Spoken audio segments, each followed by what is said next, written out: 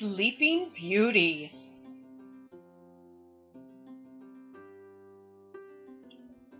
Once upon a time, there was a queen who had a beautiful baby daughter.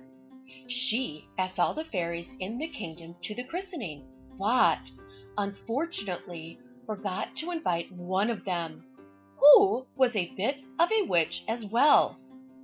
She came anyway, but as she passed the baby's cradle, she said, "When you are 16, you will injure yourself with a spindle and die." "Oh no!" screamed the queen in horror. A good fairy quickly chanted a magical spell to change the curse. When she hurt herself, the girl would fall into a very deep sleep instead of dying. The years went by.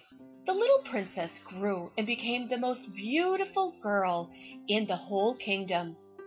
Her mother was always very careful to keep her away from spindles, but the princess, on her 16th birthday, as she wandered through the castle, came into a room where an old servant was spinning. "What are you doing?" she asked the servant. "I'm spinning. Haven't you seen a spindle before?" "No."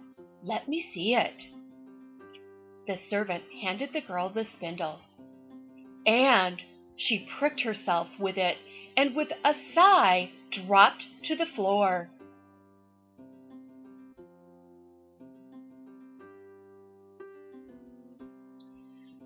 The terrified old woman hurried to tell the queen.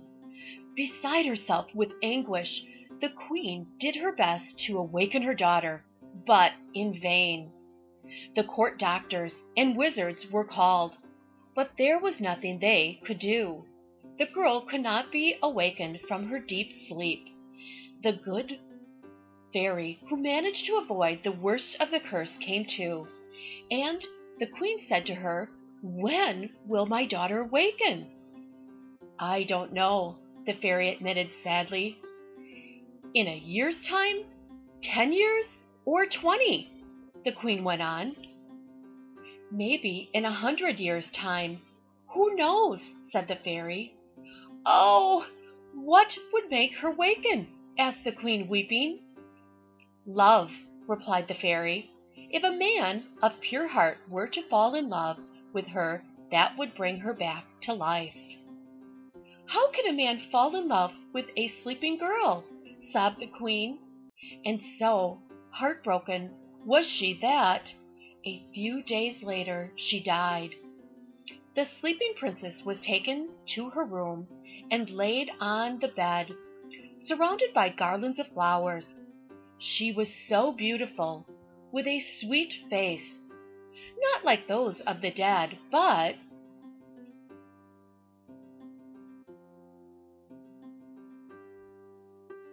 pink, like those who are sleeping peacefully. The good fairy said to herself, "When she wakens, who is she going to see around her?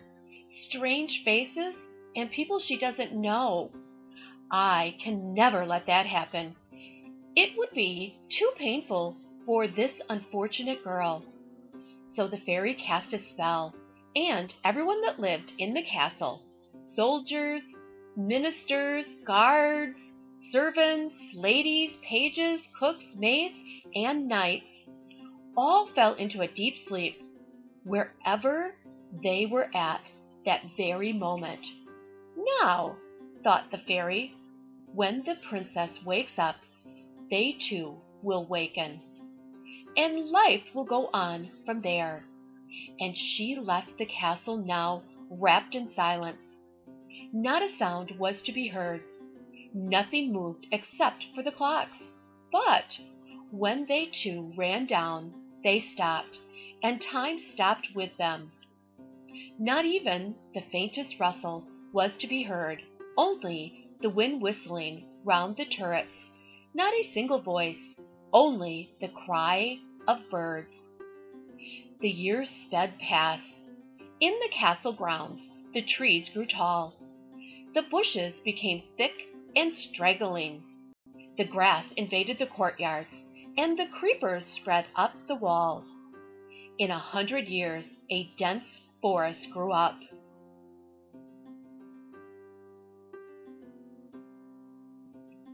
Now, it so happened that a prince arrived in these parts. He was the son of a king in a country close by. Young, handsome, and melancholy, he sought in solitude everything he could not find in the company of other men: serenity, sincerity, and purity. Wandering on his trusty steed, he arrived one day at the dark forest. Being adventurous, he decided to explore it. He made his way through slowly and with a struggle, for the trees and bushes grew in a thick tangle. A few hours later, now losing heart, he was about to turn his horse and go back, when he thought he could see something through the trees. He pushed back the branches. Wonder of wonders! There in front of him stood a castle with high towers. The young man stood stock.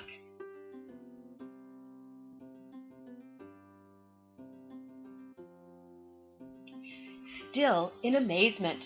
I wonder who this castle belongs to, he thought. The young prince rode on towards the castle. The drawbridge was down, and holding his horse by the reins, he crossed over it. Immediately he saw the inhabitants draped all over the steps, the halls, and the courtyards, and said to himself, "Good heavens, they're dead!" But in a moment he realized that they were sound asleep. "Wake up! Wake up!" he shouted, but nobody moved. Still thoroughly astonished, he went into the castle and again discovered more people lying fast asleep on the floor. As though led by a hand in the complete silence, the prince finally reached the room where the beautiful princess lay fast asleep. For a long time he stood gazing at her face, so full of serenity, so peaceful, lovely and pure, and he felt spring to his heart, that love he had always been searching for and never found. Overcome by emotion, he went close, lifted the girl's little white hand, and gently kissed it. At that kiss, the princess quickly opened her eyes, and awakening from her long sleep, seeing the prince beside her, murmured, "Oh, you have come at last. I was waiting for you in my dreams. I've waited so long."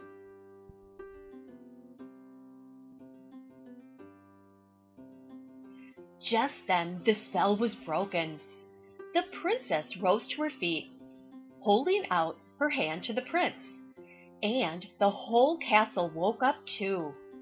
Everybody rose to their feet, and they all stared round in amazement, wondering what had happened. When they finally realized, they rushed to the princess, more beautiful and happier than ever. A few days later, the castle that only a short time before had laid in silence now rang with the sound of singing, music, and happy laughter at the great party given in honor of the prince and princess, who were getting married. They lived happily ever after, as they always do in fairy tales.